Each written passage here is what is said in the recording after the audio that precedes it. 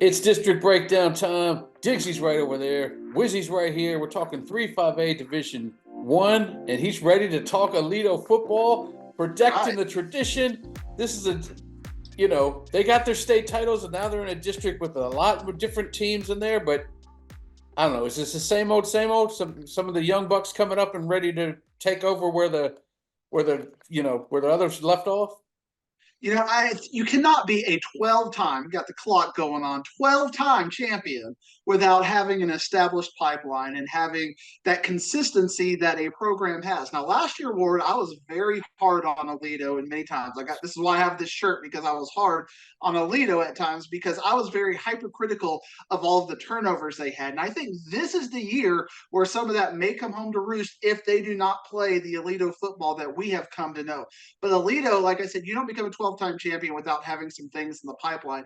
And they've got some really good players coming back as it is, like Ray Gilroy and Caden Finley. I mean, we're talking D1 talent that is going to light up the scoreboard at running back and at wide receiver. And they got some defensive players coming back as well, Ward. They got Decker Sanders and Jackson Richter and Ben McElreed coming back, who are all district players. But I got to know, Ward, who's going to be that quarterback. So when I got to figure out things about Alito, I call up my guy, Coach Tim Buchanan, and I'll say, Tim, who's going to be quarterback? Give me all of the details. And then he hangs up on me. He's like, Diggs, I don't got time for you. I'm busy. I'm retired.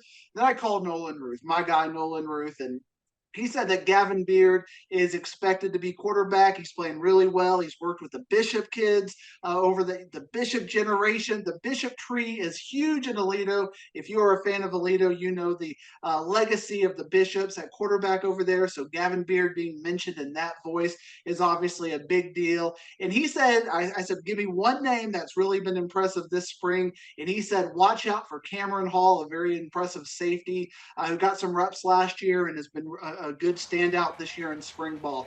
I expect good things from Alito, Ward.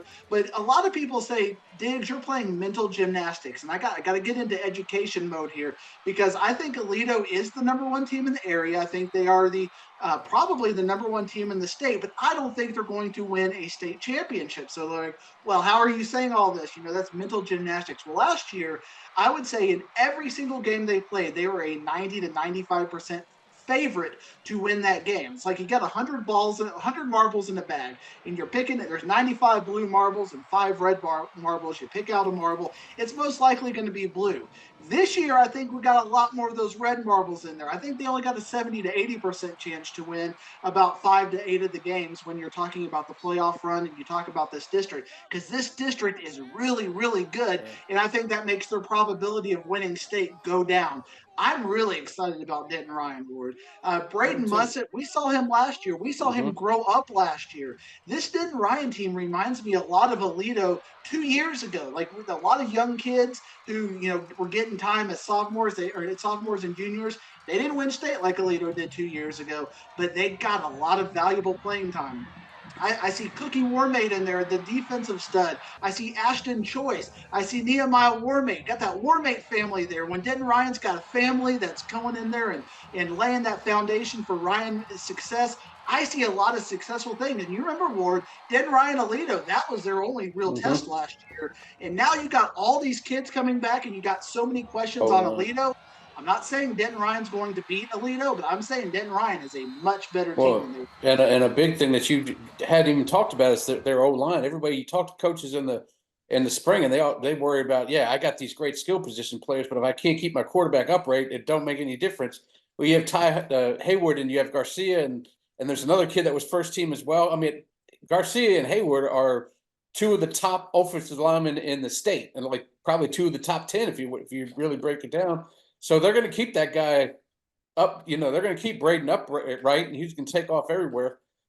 But I want to talk about Richland a little bit too, because I got a little Richland trivia that I learned from Coach just the other day. Every single yard gained last year, every yard gained in every single game is back. Every player that gained a yard is back. They didn't have a garbage time guy that could catch a pass or run a ball for a yard. They used everybody that's coming back. So talk to me about how they might fare in this new district. When I was going through that all district list, Ward, I was like, okay, they got their quarterback. He's coming back. Okay, we know Michael Turner. I mean, this is one of the best running backs in the state of Texas. We got him coming back. Oh, we got 4 wide receivers who are all district players coming back as well. We got all the linemen just about coming back. We got a special player like Deion Jones who can do so many different things. Oh, Kenyon Young, another running back. He made all district as well. What is going on with Richland? I know you remember that game last year where they had that incredible comeback against one of your Houston teams, which you don't even care about. Yeah, When you Barbers come Hill. back 30 points in the second half against Barbers Hill, that lets you know that Richland's got that kind of mettle. And we're just talking about them 5 minutes into this district breakdown because you got Denton Ryan and you've also got Alito in this district. Richland is super talented offensively. When you got a quarterback, you got a coach's son at quarterback, it's like having 2 players on the team at once. It's like a 2-headed monster. I mean, they sit down for dinner and they're talking play schemes. They're talking all kinds of fun, designs and whatnot. You got Michael Turner. You got that kind of a stud. Defensively is where I worry about Richland, but Braden Johnson and Roderick Roberts are 2 really talented linebackers. Where I think they're going to have to move a couple of these really talented receivers to the secondary to try to give this team a little bit of defensive presence. Because you saw last year in some of these shootouts against Barbers Hill and that game against Forney, you got to be able to stop somebody. Yeah. So I'm worried about Richland to stop somebody, but I still think they're a very dangerous team. And if things go right, if they develop a couple of young defensive players, this is an incredible team to watch. Exactly. I think the 2 of us are in agreement. Those 3 are playoff teams. Who's the 4th out of the rest of the teams that we have here? From there, we talk about tiers. I think those 3 teams are going to be probably top 5 or top 6 in the area. These are 3 Yeah. incredible teams that I think we're going to see state ranked that have real good threats to play each other twice in the year. Yeah. Because I'm looking at this region and I'm Region saying 1. who's going to stop these 3 teams other than each other. So I think we got 3 teams that are really kind of bunched up, are going to be fighting for that 4th playoff spot. It might come down to depth and injuries and whatnot. I like Birdville at number 4 just because they got that really good quarterback Noah Norman coming back, Braden Turner. When defense is going to be at a premium in this district, I think you have to be able to score, and I think Birdville can outscore kids. Brewer is a team I'm kind of interested in. I think Brewer and Birdville are kind of a 50-50 toss-up for me. I like Jordan Clark. He's a quarterback coming back. He had really good yardage last year. Jaden Garrett, the running back, is coming back.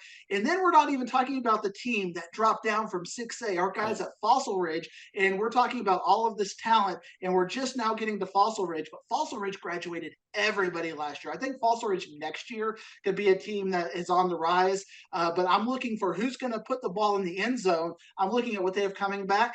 I don't see it. Tell me about the rest of the squads in this district. You said Azel is got my quarterback, Derek. I'd like to buy a vowel. You like that? A little Chris Berman right there. My man. I can do it all, Ward. And they got Hagen Hughes coming back at running back. Hazel is one of those really dangerous teams that Hazel got shifted to 4-5A, which we'll talk about next week. I think they'd really like their chances to win the district. Yeah. And now in this district, we're looking at them as a tier 3 school that's going to have some good things go their way just to get up to that second tier, just to compete for a playoff spot. And then we got Denton coming in. They were a playoff Denton's team. looking at things like, we're the only Denton school that's not making the playoffs. You got Geyer and Braswell and Ryan. What about us in here? And they got Jacoby Gladney, a really good running back who's going to be in there. Keyshawn Diego. But Granbury, man, that's a team that I think is going to really struggle in this district. I think they would have probably enjoyed being in 6A instead of being in 5A Division I if they were going to be in this district. But they got Jonathan McCandless coming back at quarterback. They got Carter Riley at receiver, but none of these players made all district last year. They've got no returning all district players. So I think they're really going to struggle in this district, but I think they're going to be right there with Denton and Azel. So they might be able to eke out a couple of wins, but I think there's a pretty big gap from tier 3 to tier 2. Excellent. All right, give me 1 through 9 again, just to recap this district. We're protecting the tradition, Ward. I got Alito number 1. I got Denton Ryan number 2, but that's a much closer 1 and 2 than in the past. I got Richland number 3. Then I've got Birdville number 4, Brewer number 5, Fossil Ridge number 6, Azel number 7, Denton number 8, and my Hood County Pirates from Granbury at number 9. We'll talk more about 4-5A Division I next week. See you next week, Ward.